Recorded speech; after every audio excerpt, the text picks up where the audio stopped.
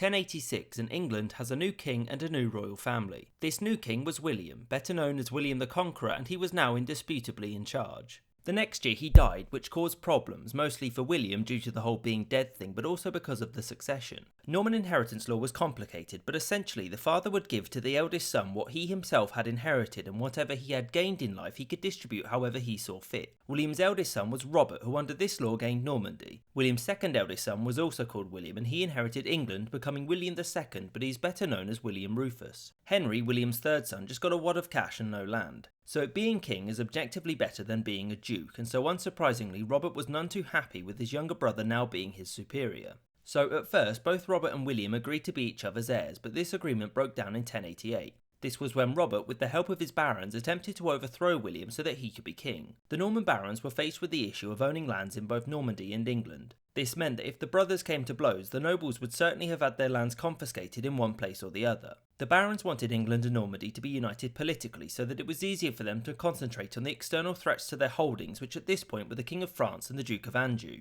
The disagreement between the brothers is known as the Baronial Rebellion of 1088 due to the number of nobles that picked Robert over William. It included widespread raiding across southern England, but the king eventually won out by coercing some lords to rejoin him and by capturing the leader of the revolt, Otto, who was banished thereafter.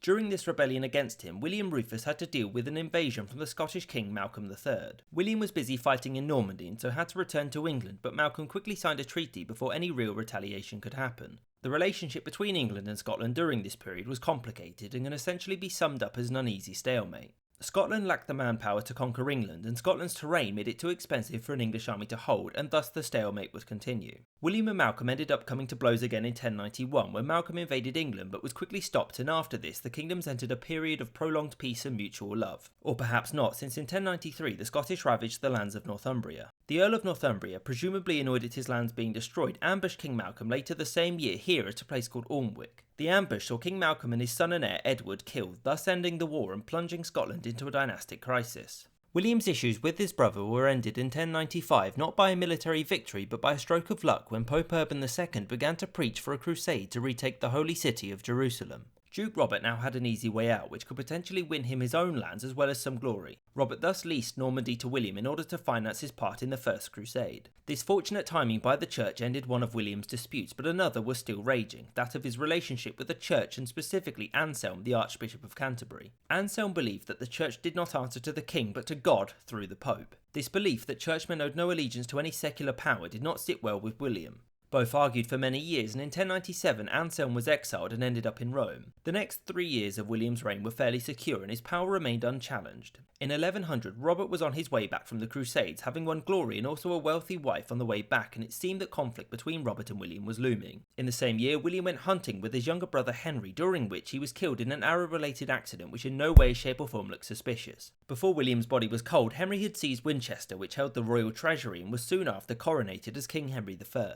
Henry had to move quickly to secure the loyalty of his lords and prevent his returning brother from overthrowing him. On the day of his coronation, Henry issued what is called the Charter of Liberties, in which he essentially repealed the unpopular laws of his brother, such as a noble heir having to pay to claim his inheritance. So this is a good place to explain just how the politics of the nobility worked during the Norman period. The main thing to remember here is that a lord did not own his lands, but instead they were leased from the king in return for their loyal service and payment. These lords could in turn lease these lands to lesser lords, who would lease them in turn to the peasants who worked them. The centrality of land to English life is hard to overstate. To the aristocracy, clergy and the monarchy it was a source of income and authority, but to everyone else, king and peasant alike, it provided everything necessary for medieval life. Its most obvious output was food, and feeding the kingdom required the vast majority of the labour force to be committed to agriculture. Even with this commitment, the amount of food produced was not much over subsistence. Agriculture thus made up the vast majority of England's economy. It had little in the way of raw materials to export, and besides that, the most lucrative of Europe's trade at this time was centred on the Mediterranean. Importantly, the fact that everyday life relied so much on agriculture meant that when there were major crop failures, and there were many, it meant that people simply starved. So back to politics. Robert, having returned to Normandy, gathered some of his nobles and soon after arrived in England, landing in Portsmouth here. Many English nobles, including the powerful Robert of Boleyn, flocked to Duke Robert's side, preparing to overthrow Henry. There was no battle, and instead the brothers agreed that Henry would remain king but had to pay his brother an annual sum. Henry then moved against Boleyn, seizing his lands in England and banishing him. This was done under the pretext of Boleym's unauthorised conquest of parts of Wales and the building of castles there. The reason for this is that not just anyone was allowed to build castles, since a rebellious noble could hole up in one and sieges were long and expensive.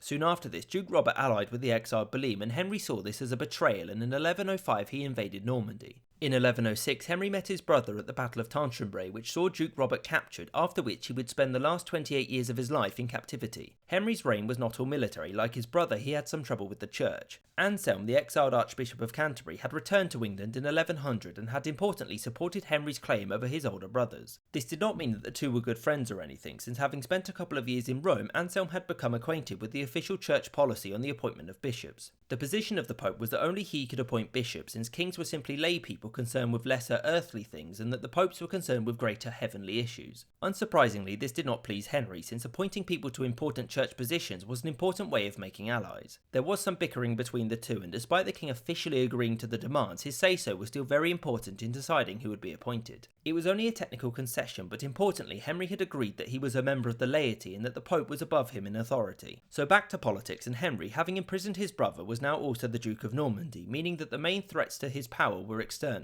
The two major threats were Louis VI, the King of France, and Fulk V, the Duke of Anjou. The former Duke Robert had a son, William, who felt that Normandy was rightfully his, and he sought the help of the other lords to retake his birthright. In 1118, with the help of the Count of Flanders, he led a rebellion in Normandy, which saw most of the duchy fall, but it dissipated quickly after the Count of Flanders was injured in a siege. In the next year, Louis VI of France invaded, but Henry led an army against him, and the French were defeated at the Battle of Bremule. To finance this war, immense taxes were raised, including the continuation of the Danegeld established under the previous Anglo-Saxon monarchs. Henry was notable for being good with the kingdom's finances, the evaluation of which was done with a checkered piece of cloth called the Exchequer. By the way, this is why the modern minister in charge of the economy is called the Chancellor of the Exchequer. Henry had just managed to avoid catastrophe in losing Normandy, but his reign was made much more complicated when his son, William, drowned in the English Channel after his ship sank. This left Henry with no legitimate male heirs, only a daughter, Matilda. In 1125, Matilda was left widowed after her husband, the Holy Roman Emperor, died and returned to England, where King Henry appointed her as his heir. Matilda is often referred to as Empress during this period, but after her husband died, she no longer held the title. Henry married her to the son of Count Fulk of Anjou, a man called Very Plantagenet. Henry soon after fell out with Geoffrey and Matilda, which meant that upon Henry's death in 1135, a succession crisis would break out. So there were two potential heirs for the English throne. The first was of course Geoffrey, who at the time of Henry's death was in Anjou. The other was Henry's nephew, Stephen, the Count of Boulogne. Given Henry's arguments with Geoffrey and Matilda, the English nobles weren't too keen on them, whereas Stephen was very popular. Fortunately for Stephen, he was much closer to England than his rivals, meaning he could act first, which he did. He soon after arrived in London and secured the support of the major lords, and on December the 22nd he was crowned King of England and made Duke of Normandy. Major problems didn't begin for Stephen until 1138 when Robert, the Earl of Gloucester, revolted against him, declaring for Matilda. To make matters worse, Geoffrey, who was now the Count of Anjou since his father had left to become King of Jerusalem, invaded Normandy. At the same time in the north, King David I of Scotland invaded and annexed Carlisle. This period of English history is often referred to as the Anarchy, but in many respects it was more a routine war of succession. There were rebelling lords in areas which English authority was shattered, but ultimately it was no more anarchic than any other civil war previous to this. During the Anarchy, Stephen made several errors. The first was allowing Matilda to slip through his grasp after she landed at Arundel here, and met with Earl Robert of Gloucester in Bristol in 1139. His next mistake was at the Battle of Lincoln in 1141, in which instead of retreating when the battle was going against him, Stephen continued to fight and ended up getting himself captured and imprisoned. This should have been the end of the Civil War and Stephen's reign, but that would have required the other side to not make mistakes also, which they did. Matilda entered London and swiftly offended everyone there and was chased out shortly before her planned coronation. Soon after that, Earl Robert was captured and Matilda agreed to swap prisoners, Robert for Stephen, which meant the Civil War would continue. Geoffrey conquered Normandy in 1144, whereas in England no headway was made in the Civil War until Earl Robert died in 1147 and Matilda, realising it was over, left the year afterwards. In 1150, Geoffrey made he and Matilda's son, Henry, the Duke of Normandy, and Geoffrey himself died a year later, meaning Henry also became the Count of Anjou as well. In 1152, King Louis VII divorced his wife, Eleanor of Aquitaine, who roughly 11 seconds later married Henry, giving him Aquitaine as well and control of all of this territory. In a daring act, Henry sailed to England to negotiate the succession. Stephen's heir had died, so it was agreed that Stephen would remain king, but Henry would succeed him. Thus peace was finally secured in England. Henry wouldn't have to wait long, since Stephen would die in 1154 and Henry would succeed him as Henry II, the first of the Plantagenet dynasty and the man who ruled over all of this land. I hope you enjoyed this episode and thank you for watching. There are some book recommendations in the description if you'd like to know more.